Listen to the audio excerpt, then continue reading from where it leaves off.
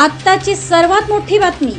कणकवली उपजिल्हा रुग्णालयात गरोदर मातांना प्रसूतीसाठी करावी लागते वणवण, अशा स्वरूपाची बातमी सिंधुदुर्ग 24 तास या डिजिटल माध्यमात देण्यात आली होती। या डिजिटल माध्यमाचे प्रतिनिधी भगवान लोके यांना फोन करून अपमानास्पद बोलत मारण्याची धमकी दिल्याप्रकरणी उपजिल्हा रुग्णालयाच्या स्त्रीरोग तज्ञ डॉक्टर अर्पिता महेंद्र आचरेकर यांच्या विरुद्ध महाराष्ट्र प्रसार माध्यम व्यक्ती आणि प्रसार माध्यम संस्था हिंसा आणि मालमत्तेचे नुकसान प्रतिबंधक अधिनियम 2017 चे कलम 4 तसेच भादवी कलम 504, 506 अन्वये गुन्हा दाखल करण्यात आला आहे।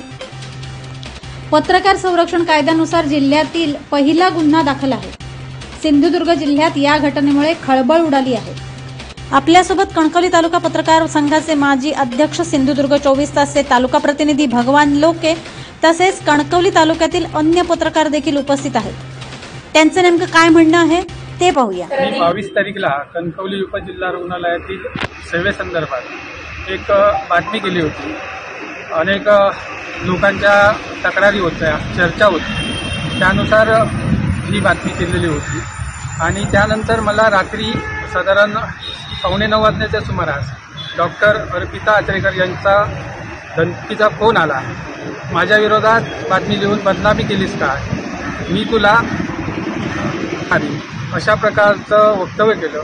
या प्रकरणी मी कणकवली पोलीस ठाण्यात फिर्याद दिलेली आहे। सिंधुदुर्ग जिल्ह्यात पहिल्यांदाच पत्रकार संरक्षण कायद्यानुसार कणकवली पोलिसांनी संबंधित संशयित आरोपी विरोधात गुन्हा दाखल केलेला आहे। या आरोपीवर कठोर कारवाई व्हावी हीच पत्रकारांच्या वैयक्तिक पत्रकारांच्या वतीने मी मागणी करत। काल जो प्रकार घडला तो निश्चितच अयोग्य प्रकार आहे। एका डॉक्टर महिलेने एका पत्रकाराला धमकी देण्याचा जो प्रकार केलेला आहे तो निषेधार्थ आहे। वास्तविक सिंधुदुर्ग जिल्हा सुशिक्षित जिल्हा म्हणून ओळखला जातो आणि त्या ठिकाणी अशा प्रकारच्या घटना घडत असतील तर त्या आपल्या संस्कृतीला शोभणाऱ्या नाहीत। ज्या भाषेत ज्या महिला डॉक्टरने धमकी दिली ती भाषा मुळातच अयोग्य आहे।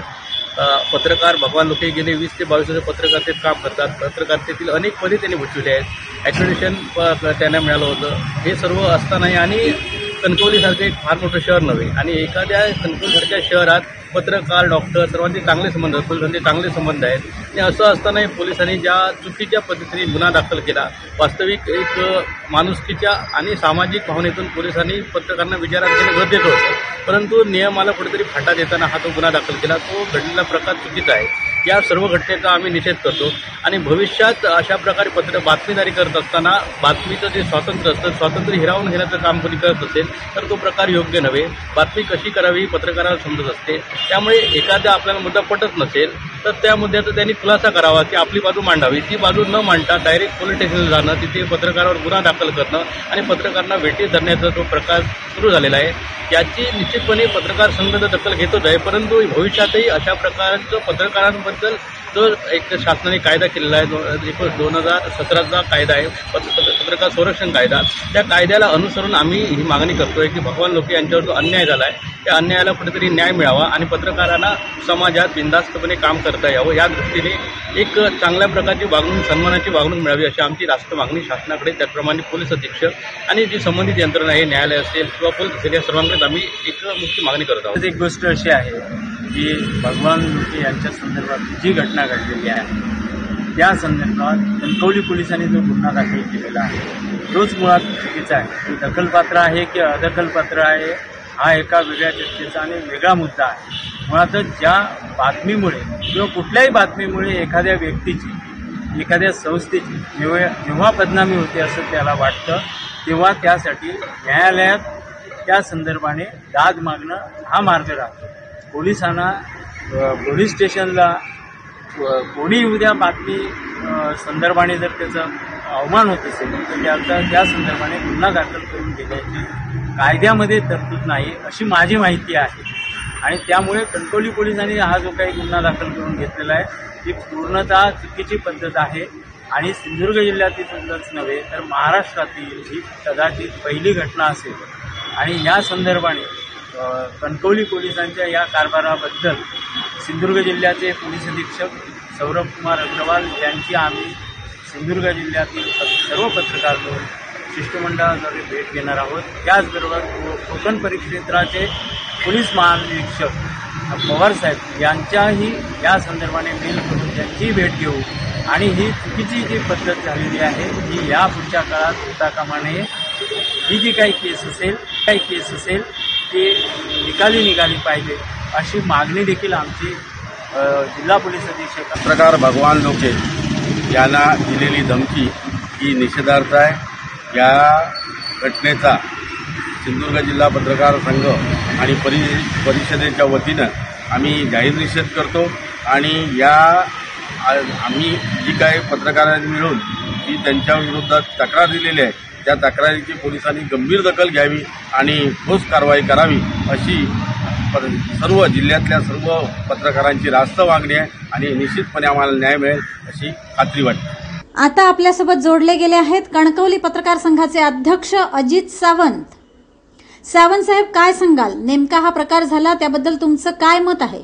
नमस्कार. मुळात पत्रकार हा लोकशाहीचा चौथा स्तंभ आहे. पत्रकार हा नेहमीच जनतेचे प्रश्न मांडत असतो, समाजाचे प्रश्न मांडत असतो आणि अशा वेळी आपले कर्तव्य बजावत असताना किंवा आपली प्रामाणिकपणे भूमिका बजावत असताना जर कोणी पत्रकारांना धमकी देत असेल, चिथावणी करून भाषा करत असेल तर ते आम्ही अजिबात खपवून घेणार नाही. कालचा जो विषय झाला तो आमच्या एका पत्रकाराने त्या रुग्णालयातील समस्या मांडल्या होत्या. त्यामध्ये कोणाचं चारित्र्यहनन करण्याचा प्रश्न नव्हता, जनतेचे प्रश्न मांडले होते आणि असे असताना तो प्रकार झाला. त्या पत्रकाराला धमकी देण्याचा प्रकार घडला आणि याबाबत आम्ही सगळ्या कणकवली तालुक्यातल्या पत्रकारांनी बांधवांनी आमच्या सगळ्या मित्रांनी आम्ही एकत्र येऊन एकजूट दाखवली आणि आम्ही त्या संबंधित दोषी व्यक्तीवर अधिकाऱ्याविरुद्ध कारवाई करण्याची मागणी केली.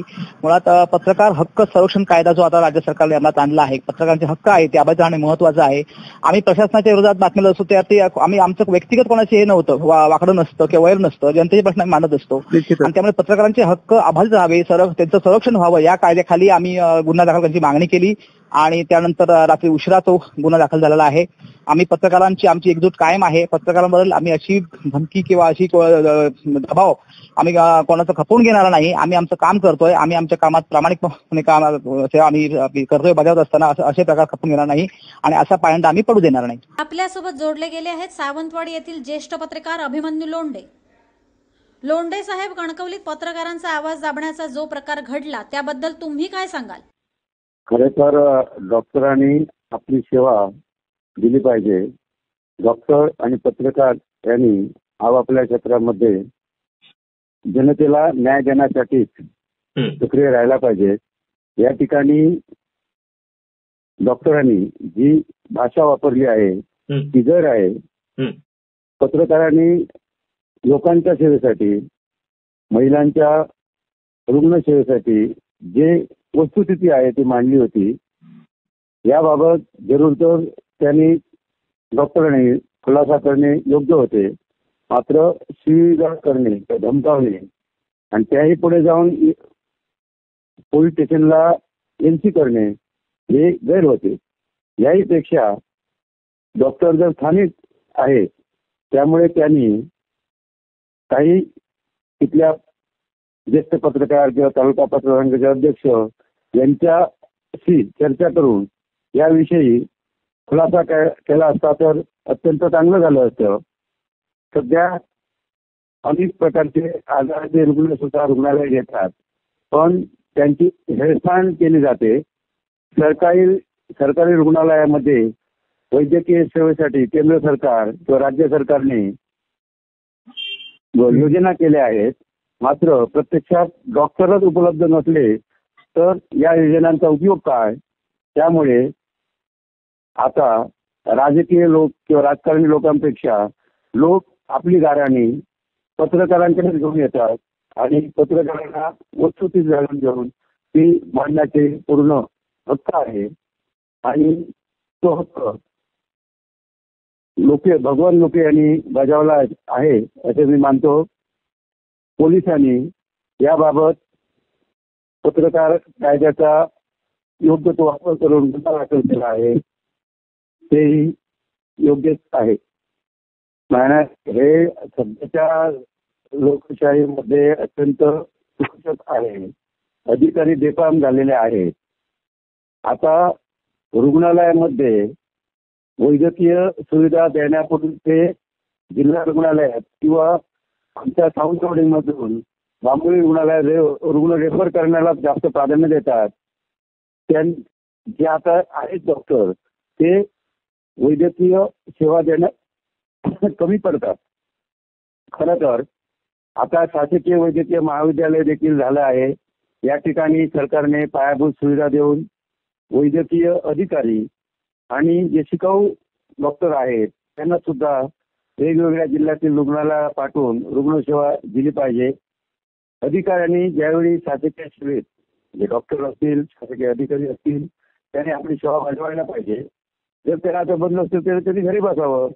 पण जनसेवा आहे त्यांना त्या बाबतीत शासन मोबदला देतो किंवा पगार देतो. त्यांनी जनतेच्या हितार्थ सेवा केलीच पाहिजे.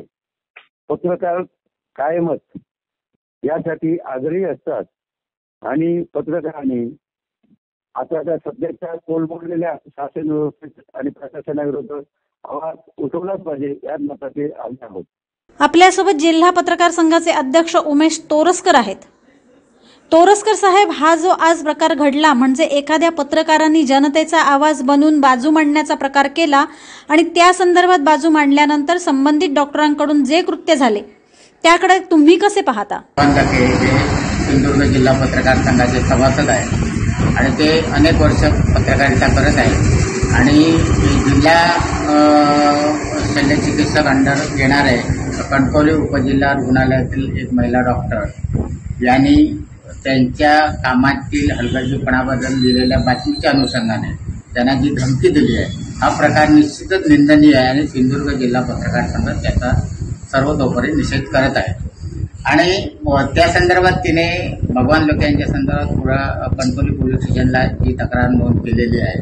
तर त्या अनुषंगाने आम्ही सिंधुदुर्ग जिल्हा पत्रकार संघाच्या वतीने एकजुटीने भगवान लोके यांनी दिलेल्या तक्रारीनुसार त्या महिला डॉक्टरवरही पोलिसांकडून तक्रार दाखल केलेली आहे. पत्रकार संरक्षण कायद्याअंतर्गत ही तक्रार दाखल झालेली असल्यामुळे त्याला एक वेगळं वळण आलेलं आहे की राज्य सरकारने पत्रकारांना जे संरक्षण देण्याचा जो निर्णय घेतला आहे आणि त्या अनुषंगाने तिने दिलेली धमकी हे दोन्ही प्रकार एकच असल्यामुळे त्यांना त्या संदर्भात तिच्यावर जास्तीत जास्त कठोर कारवाई व्हावी अशी आमची पोलिसांकडे मागणी आहे.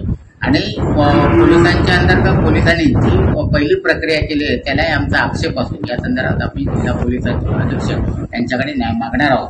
प्रसंगी या संदर्भात पोलिसांनी जर याकडे दुर्लक्ष केलं तर आम्ही जिल्हाभरात याचं आंदोलन निश्चितपणे उभारू. अन्यथा राज्यभरातही त्या आंदोलनाचं व्यापक स्वरूप निर्माण करता येईल अशी भूमिका आम्ही घेतली आहे. एकंदरीत सरासरी सर्व गोष्टींचा विचार केला तर पत्रकारांनी सर्वसामान्यांचे आवाज म्हणून जिल्ह्यातील प्रत्येक पत्रकार काम करत असतो. परंतु येथील काही सुज्ञ तज्ज्ञ मंडळी हा आवाज दाबण्याचा नेहमीच प्रयत्न करत असतात. परंतु सिंधुदुर्ग जिल्ह्यातील पत्रकार यांना भीक न घालता सातत्याने जनतेच्या बाजूलाच पत्रकारिता करताना दिसून आले. याचे ज्वलंत उदाहरण सिंधुदुर्ग 24 तास. भगवान लोके यांनी सर्वसामान्य जनतेचा आवाज बनून घटनेला वाचा फोडण्याचे काम केले आहे. त्याबद्दल त्यांचे सर्व स्तरातून कौतुक होत आहे. तर अधिक बातम्या आणि अपडेट्ससाठी पाहत रहा सिंधुदुर्ग 24 तास. सिंधुदुर्ग 24 तासला सबस्क्राइब करा आणि बेल आयकॉनवर क्लिक करा.